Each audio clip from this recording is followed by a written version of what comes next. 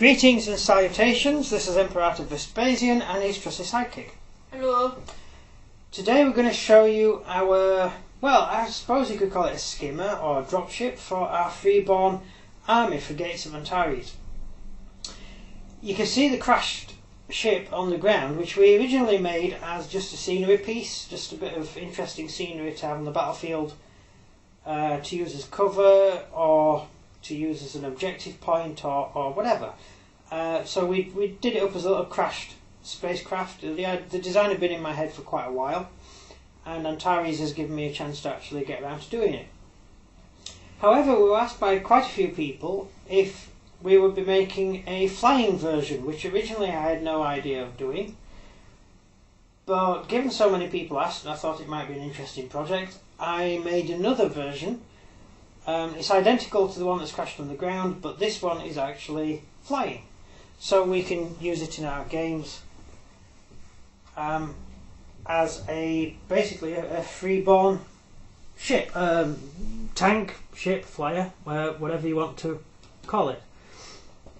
I kind of figure it would probably have the stats the same as the C3 M4 combat drone, or possibly the heavy combat drone, the C3 M25, which is for the Concorde forces. There's no real reason we can't use another model, just give it the same stats, and it saves us having to try and make up rules for something. We could just use the rules that already exist, so it just seemed like a good idea. And it also saves time on when the new combat drone comes out. We don't have to buy several of them and paint some of them up as freeborn and some of them up as Concorde, so that kind of made sense too. Ideas? No ideas. My brain don't work like that. Your brain doesn't work like that. You're a very useful person, aren't you? Yes, I am. Depending on what you want me to do for you. So basically it could be used as a support vehicle, maybe a light troop carrier, or just a weapons platform, which could kind of make our games a little bit more interesting. It would give the freeborn a larger amount of firepower, given that the freeborn don't actually have much in the way of purpose-built vehicles other than the skimmer. The freeborn sort of have to buy vehicles from other armies, other than the GAR. They have to buy vehicles from other armies to fly, and well, you know, that could be a bit draggy. I think it would be more interesting for them to have their own design. And given that people like this design, I've knocked one out, so there it is. So it's basically a two-man machine. Technically, I suppose you could carry a squad of troops inside, which could make it slightly more versatile. So it would have accuracy of 6, strength of 1, resistance 15, which would make it very tough. It's tougher than the GAR, but all tanks have high resistance levels anyway.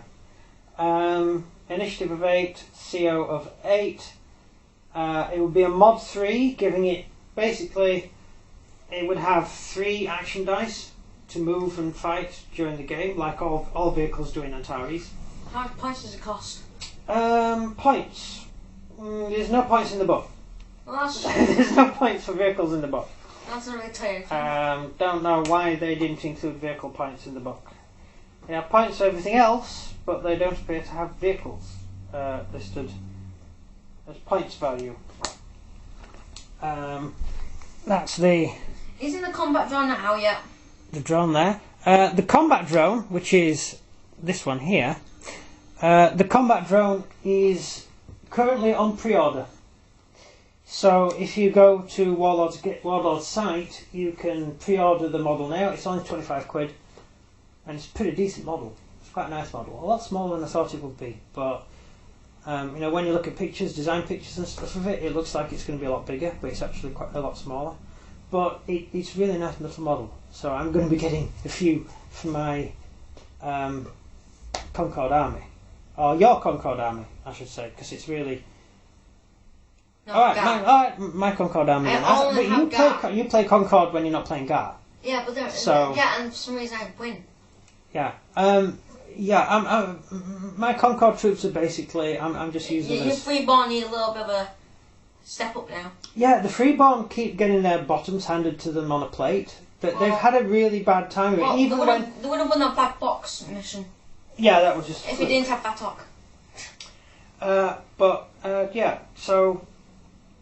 Yeah. Anyway, the Freeborn kind of needed something to slightly upgrade them, and given that I already had this design as a crash spacecraft, I've gone ahead and made it into an actual flying machine, which I think should be quite fun. It's got two settings for its base.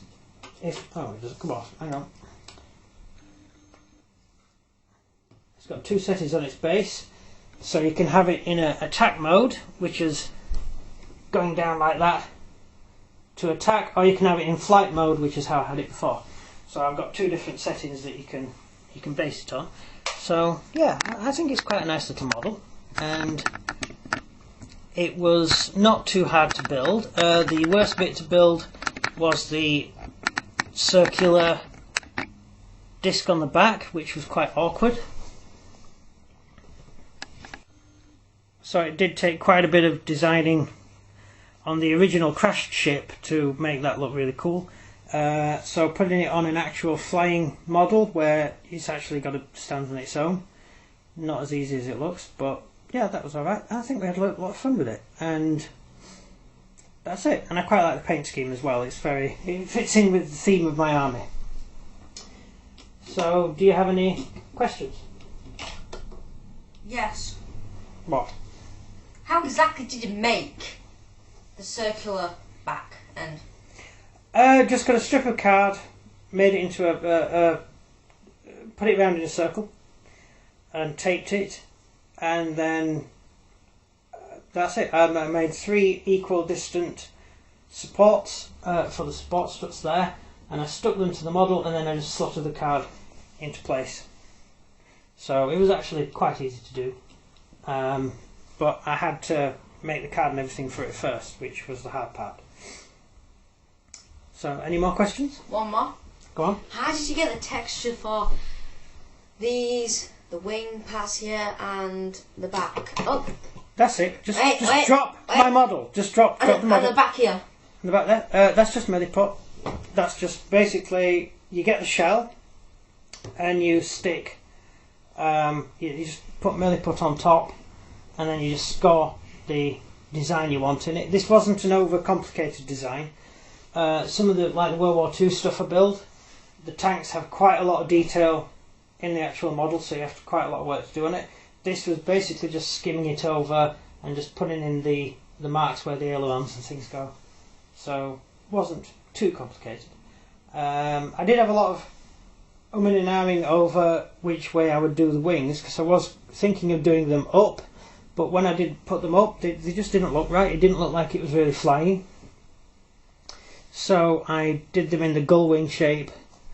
Theoretically they could fit anywhere, but where to design it again, I might actually do them moving, so you can position them anywhere you want, but that's just how I ended up doing this model.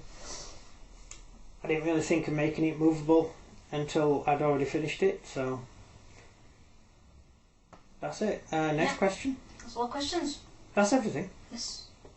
Right, but we do have a Antares game coming up. We've got a few things lined up for Antares. We're working on some pretty cool scenery for it, and up to now this is what we've got done, and we're quite happy with it at the moment, aren't we? So that's it. That's the video from me. Do you wish to say your part? Yeah. So if you enjoyed this video, please do like and subscribe. And if you think I could have asked any of more questions about the model, you can we'll answer. Put them in comments down below, and we'll answer them in a Gates and Antares Q&A. That's everything from me. And that's everything from him. And now I've finished playing with the model, I'm going to leave. Good day. Bye.